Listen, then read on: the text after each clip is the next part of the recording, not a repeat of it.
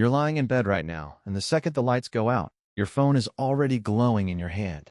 That's what ancient humans did when it got dark too. Or at least, that's what you think, until you find out what darkness actually meant for them.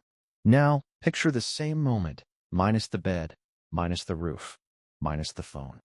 Just you, a small fire, and a wall of pitch-black forest that might or might not contain something with teeth. No streetlights, no locked doors, no security camera blinking by the front gate. Just firelight, a few familiar faces, and your own nerves doing most of the work. That was Tuesday for our ancestors.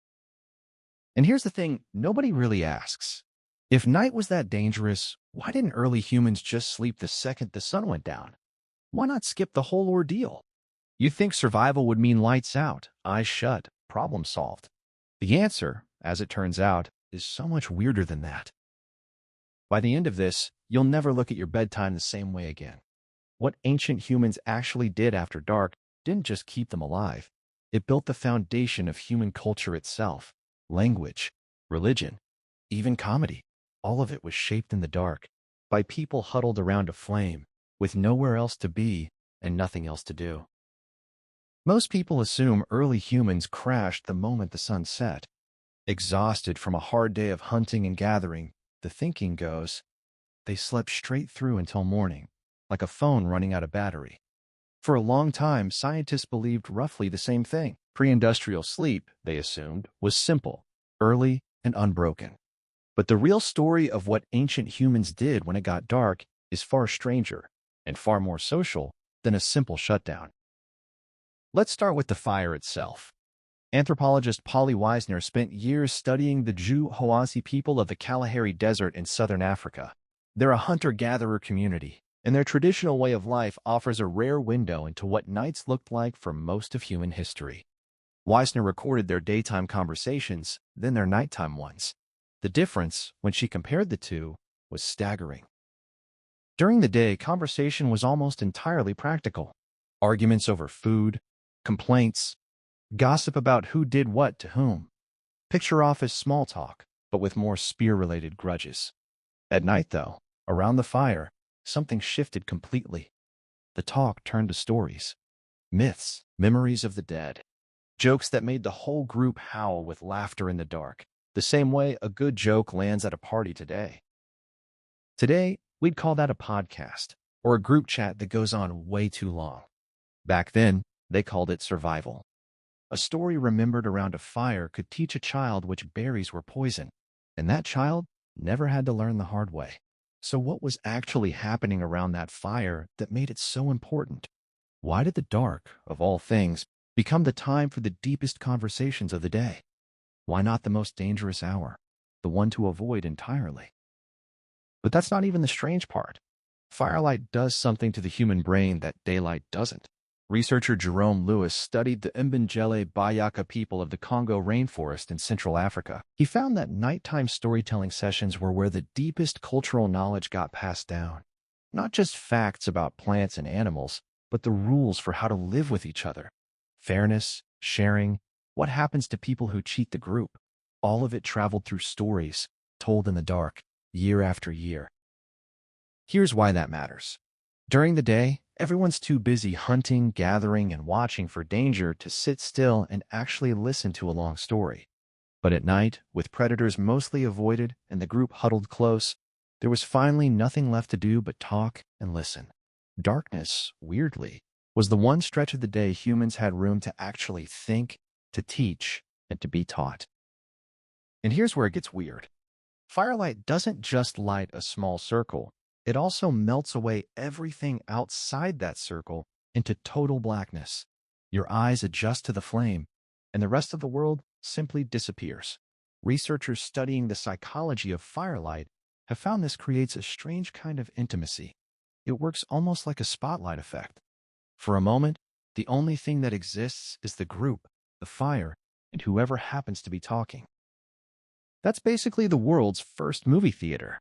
The screen is a flame, and the popcorn is whatever didn't get eaten at dinner. Which brings us to the part nobody ever talks about. This nightly ritual wasn't just entertainment. Scientists now think it shaped how human language and storytelling itself evolved. Generation after generation, fire after fire, long before anyone ever wrote. You, scrolling your phone in the dark before bed, are doing a strange, lonely cousin of the exact same thing your ancestors did 50,000 years ago, give or take. Different glow. Same ancient pull toward darkness and a story before sleep. Except they had 30 or 40 faces lit up around them, all laughing at the same joke. You've got one small rectangle, lighting up nobody's face but yours. But here's the shocking part. Sleep itself wasn't one solid block the way we assume it always was. Historian Roger Akirch dug through centuries of letters, court records, and diaries from before electric light existed. He kept finding the same strange pattern over and over. People described a first sleep and a second sleep, with a stretch of quiet wakefulness in between, sometimes an hour, sometimes two. That gap got used for all kinds of things. Prayer, sex, talking quietly with whoever else was awake, or just lying there in the dark, thinking, with absolutely nowhere to be. Imagine waking up at 2 in the morning, completely calm, with nothing wrong and no reason to panic. No anxiety about the alarm. No glowing screen demanding your attention.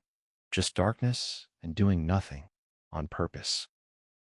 For most of human history, this might have been completely normal, not a disorder, but the default setting your body was built around. Scale that to today, and it's almost unbearable to imagine. Most modern humans treat any nighttime waking as a failure. Something to fix with a pill, a podcast, or an app that scores how badly you slept. But for thousands of years, this two-part rhythm might have simply been how a properly rested human night was supposed to work. So what changed?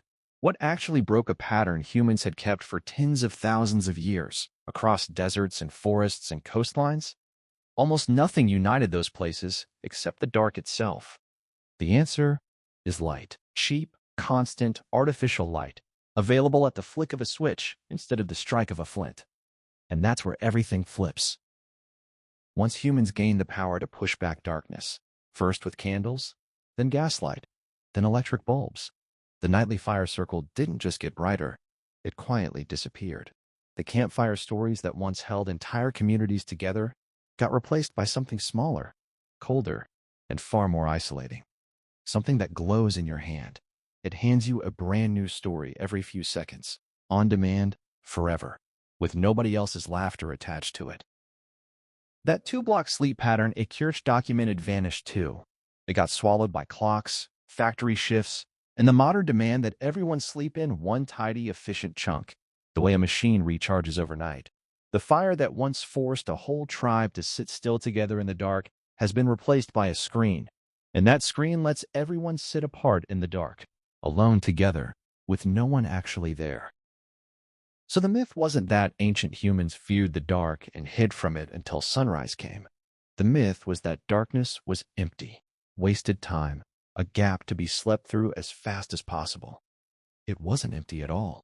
It was the most socially rich, emotionally connected part of the entire human day. And somewhere along the way, without really noticing, we traded it for convenience.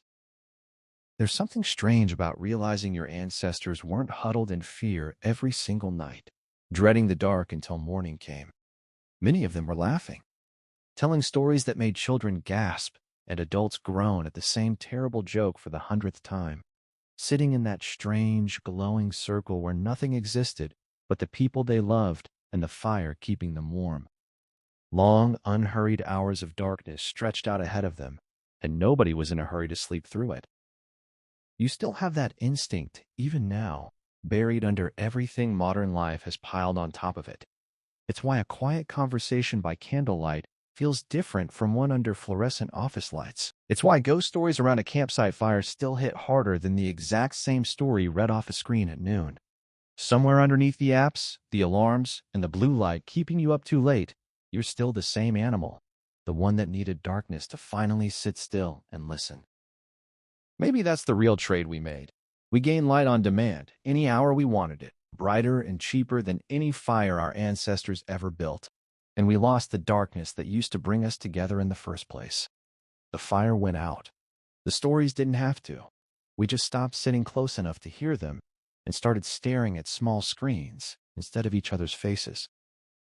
So tonight, When it gets dark, what will you do? Scroll? Sleep? Or maybe, just once, sit in it for a while, the way they did. No light but whatever's left in the sky. No sound but your own thoughts. Tell me in the comments, what does your version of the nightly fire look like today?